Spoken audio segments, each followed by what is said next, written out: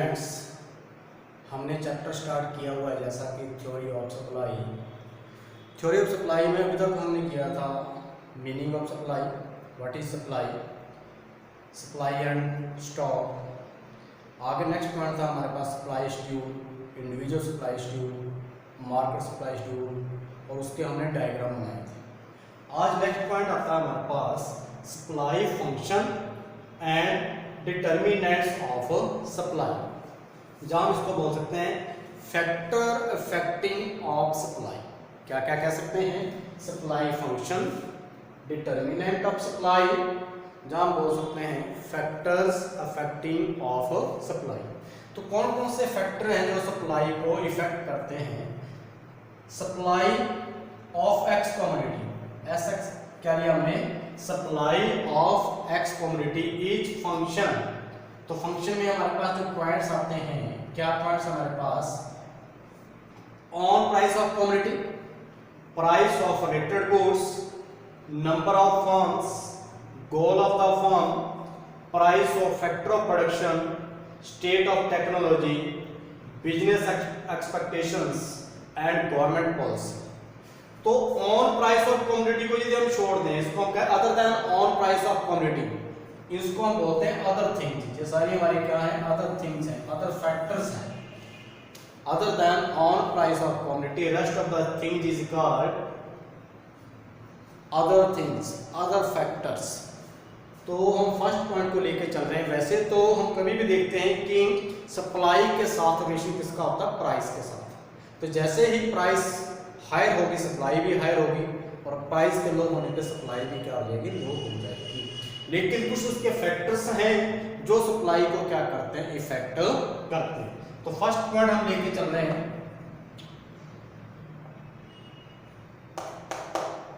On price of A commodity.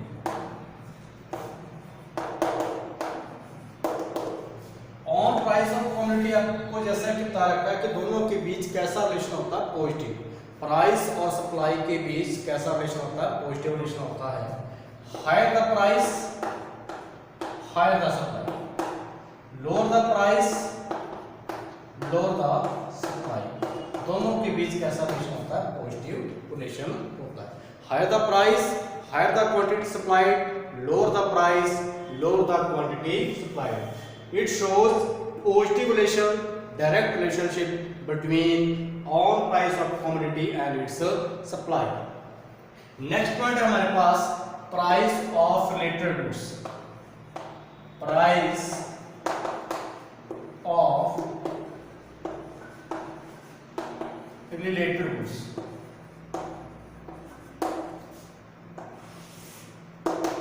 Price of related goods.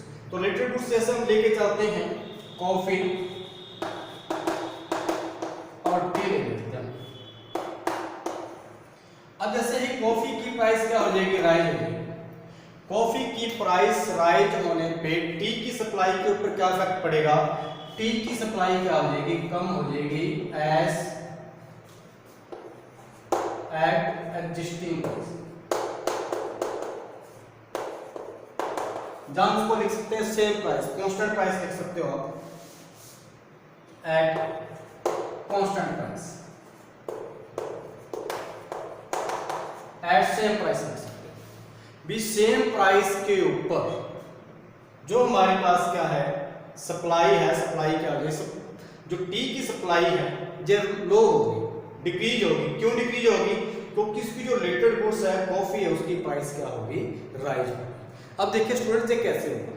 जब coffee की price rise होगी, जो प्रोड्यूसर है उसको बेनिफिट ज्यादा किससे मिलेगा? कॉफी को सेल करने से बेनिफिट क्या मिलेगा? ज्यादा। तो वो कॉफी की सप्लाई क्या करेगा? ज्यादा करेगा, और टी की सप्लाई क्या करेगा? कम। At existing price, at constant price, at same price. जो मर्जी हम वर्ड लिख दें यहाँ पे, टी की प्राइस के अंदर कोई भी चेंज नहीं है, बट जो उसकी रिलेटेड गुड्स कॉफी है उसकी प्राइस क्या होगी? ज्यादा होगी।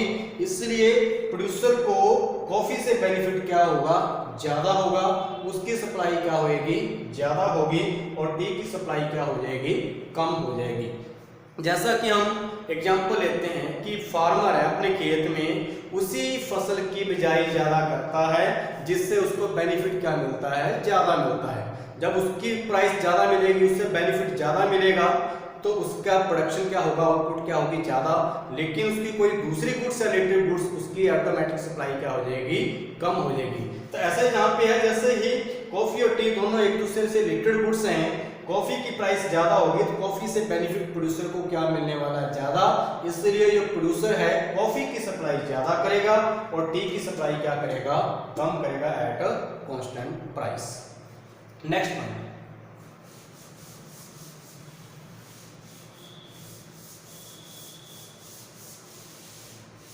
स्टूडेंट हमने 2 पॉइंट कर लिया, price of commodity, price of literal goods. Next point है number of firms in the industry.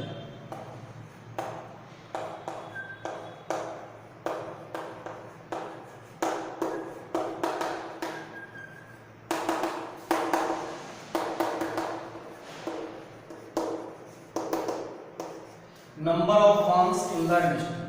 अब देखिए कि यदि फर्म्स की संख्या, नंबर ऑफ फर्म्स ज्यादा है तो ऑटोमेटिक सप्लाई क्या होगी, ज्यादा होगी। इफ नंबर ऑफ फर्म्स क्या है, लो है, तो सप्लाई भी क्या होगी, कम होगी। तो हम लिखते हैं यहाँ पे number of firms increase then supply also increase. If number of firms decrease then supply also decrease. क्योंकि ये पॉजिटिव रिलेशन हो गया, आपस में डायरेक्ट रिलेशन हो गया किसके साथ, फर्म्स में। इंडस्ट्री में जितनी फर्म्स ज्यादा होंगी उतनी ही सप्लाई ज्यादा होगी, जितनी फर्म्स क्या होंगी, कम होंगी, उतनी सप्लाई भी क्या होगी, कम। तो ये किसके ऊपर डिपेंड करती है, फर्म्स के नंबर्स के ऊपर, फर्म्स की संख्या के ऊपर कि हमारे पास इंडस्ट्री में कितनी फर्म्स हैं। नेक्स्ट पॉइंट है हमारे पास goal of the firm. Next point क्या हमारे पास, गोल ऑफ द फर्म।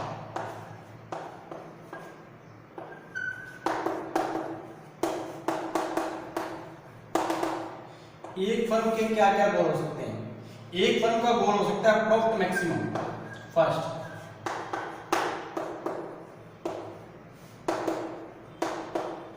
यदि फर्म को अपना प्रॉफिट मैक्सिमाइज करना है, प्रॉफिट को मैक्सिमम करना है, तो वो फर्म सप्लाई कब ज्यादा करेगी, जैसे प्राइस ज्यादा होगी। Higher the price higher the supply. तो प्राइस के राइज होने पे ही, यदि प्राइस राइज होती है तो फर्म सप्लाई को इंक्रीज करेगी, अदरवाइज फर्म सप्लाई को इंक्रीज नहीं करेगी।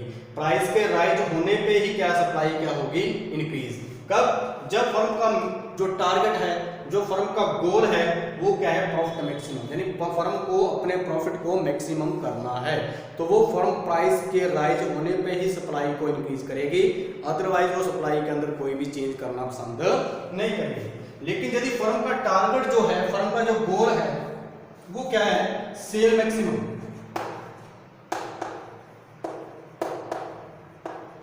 सेल मैक्सिमम कह सकते हैं, जहां हम इंप्लॉयमेंट कह सकते हैं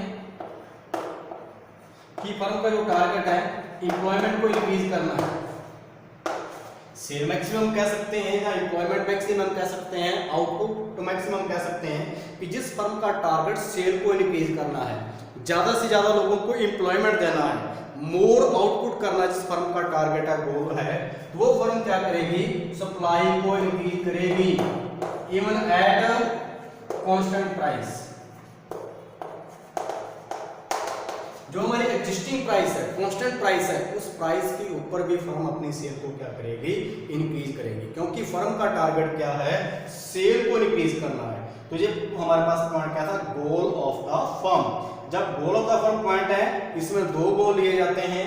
यदि फर्म का टारगेट प्रॉफिट को मैक्सिमम करना है, तो वो फर्म सेल को तभी, सप्लाई को तभी इंक्रीज करेगी जब प्राइस क्या होगी, इंक्रीज होगी।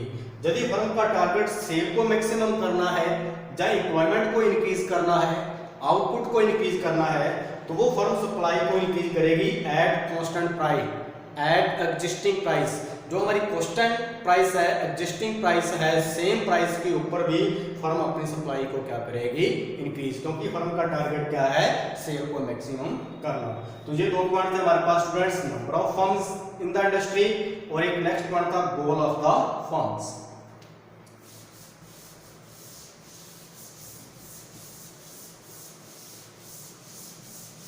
सभी स्टूडेंट्स साथ साथ ये पॉइंट्स नोट करते जाएं। आप पॉज कर लिया करें, पॉज करके पॉइंट को नोट कर लिया करें, फिर आगे चलते जाएंगे। नेक्स्ट पॉइंट आता है हमारे पास price of factor of production. Price of factors of production.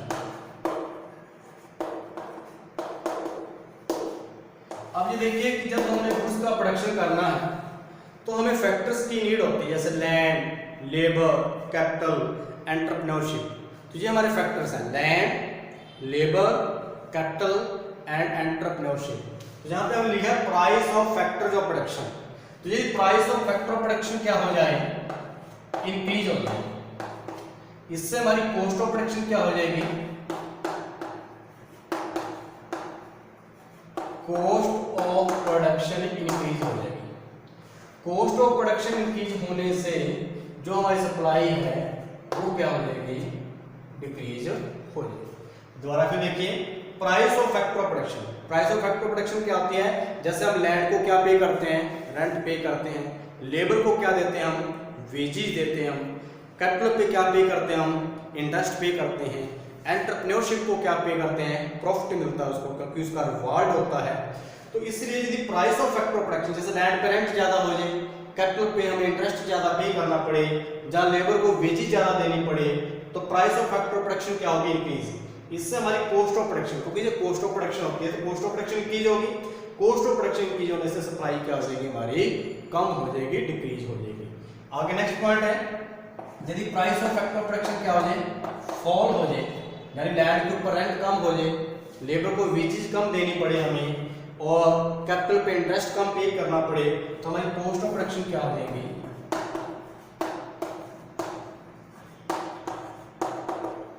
कम हो जाएगी। इससे सप्लाई क्या आ जाएगी, ज्यादा, एट कांस्टेंट प्राइस। यानी प्राइस के अंदर कोई चेंज नहीं हो रहा, at constant price, at existing price, at same price. तो प्राइस के अंदर चेंज नहीं हो रहा, सेम प्राइस के ऊपर हमारी सप्लाई के अंदर डिक्रीज होता है। क्यों, क्योंकि अदर फैक्टर जो है जैसे price of factor of production है वो इफेक्ट कर रही है। थोड़ा मैं आपको फैक्टर्स के बारे में और डिटेल बता देता हूं। फैक्टर हमारे पास क्या है, land, labour, capital, entrepreneurship. Land को क्या पे करते हो आप, रेंट, लेबर को क्या पे करते हो, वेजेस, कैपिटल पे क्या पे करते हैं, इंटरेस्ट, और एंटरप्रेन्योरशिप को क्या मिलता है, प्रॉफिट। इन सभी को ऐड कर दिया जाए तो ये हमारे पास कॉस्ट ऑफ प्रोडक्शन है। क्या है स्टूडेंट्स, हमारे पास कॉस्ट ऑफ प्रोडक्शन। तो अब ये देखिए कि लैंड पे रेंट ज्यादा देना पड़े हमें, लेबर को वेजेस ज्यादा देनी पड़े, कैपिटल पे इंटरेस्ट ज्यादा हो जाए तो हमारी प्राइस ऑफ फैक्टर जो क्या होगी, इंक्रीज होगी। प्राइस ऑफ फैक्टर इंक्रीज होने से क्या इंक्रीज हो जाएगा, कॉस्ट ऑफ प्रोडक्शन। इससे सप्लाई क्या हो जाएगी, कम हो जाएगी, डिक्रीज हो जाएगी।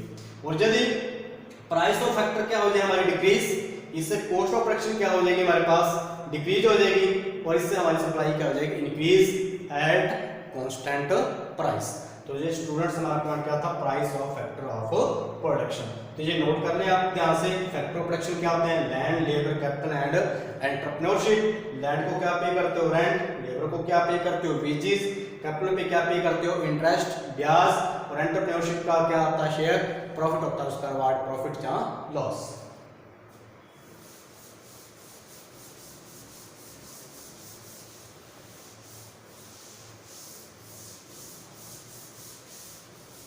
नेक्स्ट पॉइंट हमारे पास state of technology.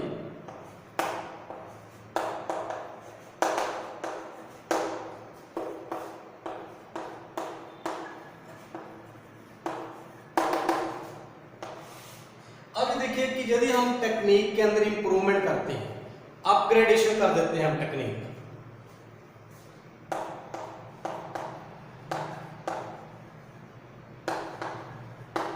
Improvement in technique,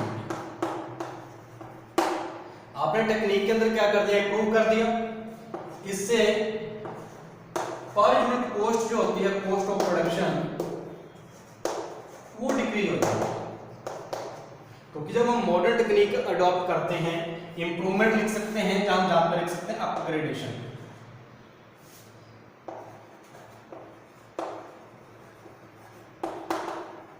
यानी टेक्निक को हमने क्या कर दिया, अपग्रेड कर दिया हमने, मॉडर्न टेक्निक को हमने क्या कर लिया, अडॉप्ट कर लिया।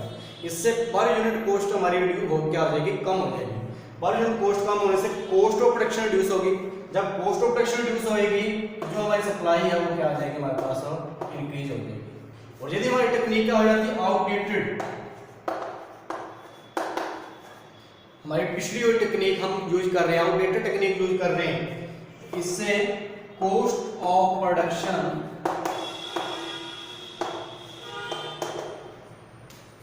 ज्यादा हो जाएगी, इससे सप्लाई क्या हो जाएगी, कम। इवन एट पॉइंट लिख देंगे कांस्टेंट प्राइस, दोनों में ये पॉइंट आएगा। यानी प्राइस के अंदर कोई भी चेंज नहीं आ रहा, सिर्फ किसके अकॉर्डिंग, यदि टेक्निक को इंप्रूव कर देते हो, इंप्रूवमेंट ले आते हो, अपग्रेडेशन करते हो, पर यूनिट कॉस्ट क्या हो जाती है, रिड्यूस हो जाती है, और इससे सप्लाई इंक्रीज हो जाएगी।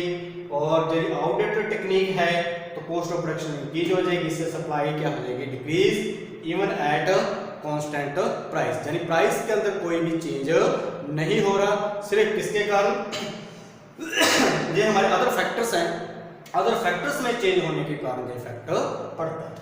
तो ये पॉइंट था हमारे पास स्टेट ऑफ टेक्नोलॉजी। वे टेक्निक के अंदर इंप्रूव होते हैं तो कॉस्ट ऑफ प्रोडक्शन क्या हो जाएगी, रिड्यूस, और यदि आउटडेटेड टेक्निक है तो कॉस्ट ऑफ प्रोडक्शन क्या हो जाएगी, हमारे पास इंक्रीज। यदि कॉस्ट ऑफ प्रोडक्शन डिक्रीज होती है तो सप्लाई इंक्रीज होगी, कॉस्ट ऑफ प्रोडक्शन इंक्रीज होती है तो सप्लाई डिक्रीज हो जाएगी, even at a constant price. यानी प्राइस के अंदर कोई भी चेंज नहीं होगा। Next point,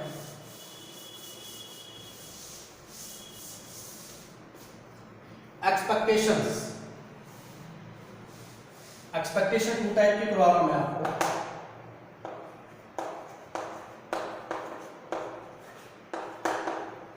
expectations regarding price करते हैं।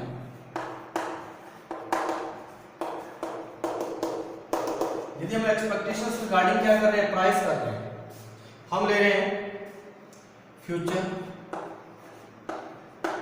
प्रेजेंट।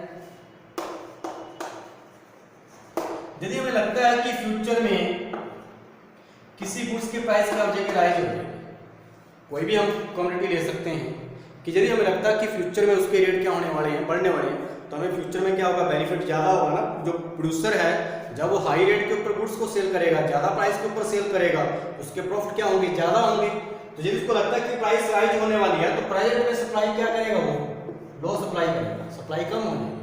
और ये फ्यूचर में क्या होने वाली, प्राइस लो होने वाली है, कम होने वाली है, तो प्रेजेंट में सप्लाई क्या कर देगा, ज़्यादा कर देगा।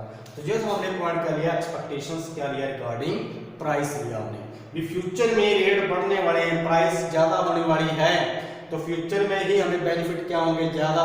तो एक जो प्रोड्यूसर है वो अपने गोडाउन में स्टॉक रखना ज़्यादा पसंद करेगा, इसलिए प्रेजेंट में सप्लाई क्या करेगा, वो कम सप्लाई करेगा, इससे सप्लाई डिक्रीज हो जाएगी। यदि फ्यूचर में रेट्स कम होने वाले हैं, प्राइस कम होने वाली है, तो प्रोड्यूसर क्या करेगा, जल्दी जल्दी स्टॉक को बेचना चाहेगा, तो सप्लाई क्या हो जाएगी, इंक्रीज हो जाएगी। तो ये हमारा किससे रिगार्डिंग था, प्राइस से रिगार्डिंग था। आगे हमारे पास एक पॉइंट और है, वो पॉइंट है हमारे पास बिजनेस एक्सपेक्टेशंस, लिख सकते हैं हम इसको।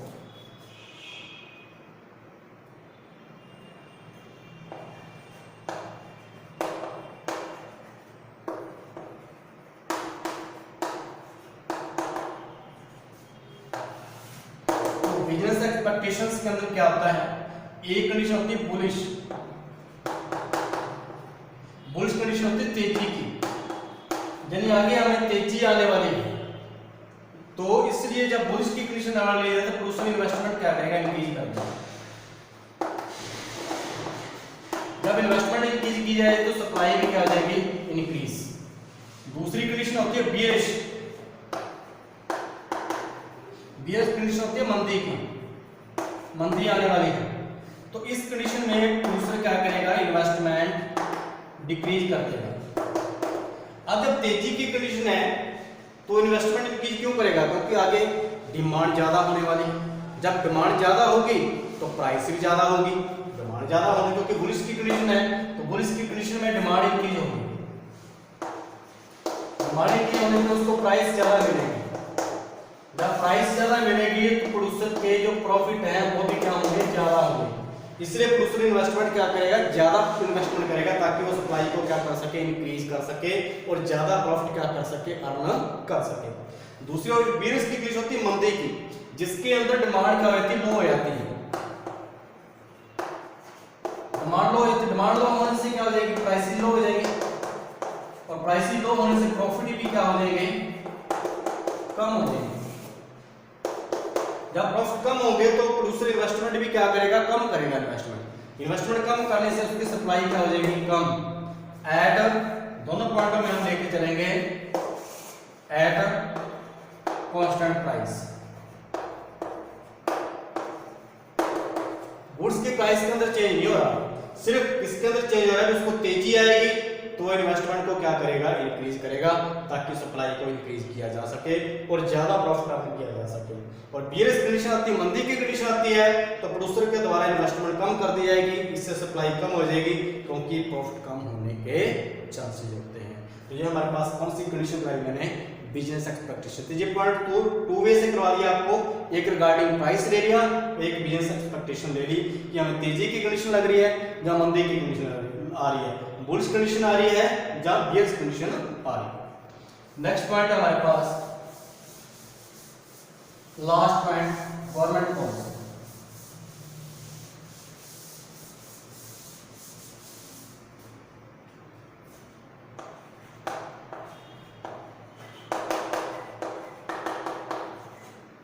अब देखिए गवर्नमेंट पॉलिसी क्या है। गवर्नमेंट किसी भी गुड्स की सप्लाई को इंक्रीज कर सकती है और किसी भी गुड्स की सप्लाई को डिक्रीज कर सकती है। सपोज गवर्नमेंट ने टैक्सेस क्या कर दी है, इंक्रीज कर दी। टैक्सेस इंक्रीज करने से सप्लाई क्या हो जाएगी, फॉल हो जाएगी। और गवर्नमेंट ने क्या कर दिया, सब्सिडी बढ़ा दी और सब्सिडी बढ़ाने से क्या हो जाएगी, सप्लाई क्या हो जाएगी, इंक्रीज। तो ये गवर्नमेंट की पॉलिसीज है। जैसे कुछ गुड्स ऐसी होती हैं, जैसे हम लीकर लेते हैं, सिगरेट, तंबाकू, जितने भी ये प्रोडक्ट हैं तो ये हमारे वेलफेयर नहीं करते हमारी सोसाइटी का, इसलिए इनकी प्राइसेस को क्या कर दिया जाता है, हैवी टैक्सेस लगा के बढ़ा दिया जाता है ताकि गवर्नमेंट को इससे वैल्यू मिल सके, इनकम मिल सके। और कुछ गुड्स होती हैं जो जैसे बीपीएल फैमिलीज की हेल्प की जाती है, उनको सब्सिडी दी जाती है ताकि वहां से टैक्स के रूप में ज्यादा इनकम अर्न की जाए और वही टैक्स की इनकम को जो हमारी पुअर फैमिलीज हैं, बीपीएल फैमिलीज हैं, उनको सब्सिडी दी जाए। तो गवर्नमेंट जिस गुड्स की सप्लाई को कम करना चाहती है उसके ऊपर टैक्स क्या कर दिए जाते हैं, बढ़ा दिए जाते हैं। टैक्स इंक्रीज करने से सप्लाई क्या हो जाएगी, कम, और सब्सिडी देने से सप्लाई क्या हो जाएगी, ज्यादा। इवन इनकी प्राइस के अंदर वैसे कोई भी चेंज नहीं होता। तो ये स्टूडेंट्स हमारे पास क्या थे पॉइंट, सप्लाई फंक्शन। तो supply of x community, supply of x community is the function. X community कोई भी हो सकती है, हम कोई भी गुड्स ले सकते हैं। किसका है, ऑन प्राइस ऑफ कम्युनिटी, जो आपको पॉइंट अभी करवाया मैंने, price of related goods, number of forms, goal of the form, price of factor of production, state of technology, expectations और गवर्नमेंट पॉलिसी। तो स्टूडेंट्स इन सभी पॉइंट्स को जैसे जो मैंने समझाया है पॉज करके नोट करते जाएंगे। कोई पॉइंट ना समझाए तो आप मेरे से डिस्कस जरूर करोगे। Okay, thank you students.